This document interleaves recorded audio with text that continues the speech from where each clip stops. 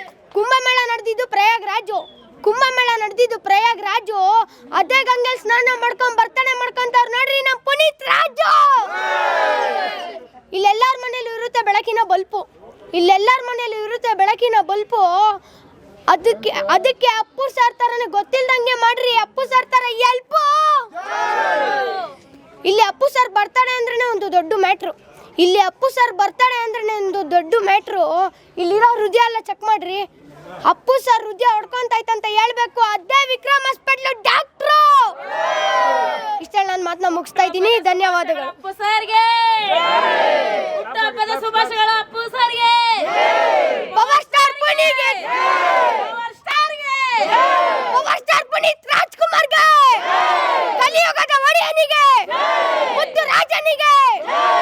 ಹಾಗೆ ಅಣ್ಣವ್ರ ಬಗ್ಗೆ ಒಂದೆರಡು ಮಾತಾಡಕ್ ಇಷ್ಟಪಡ್ತೀನಿ.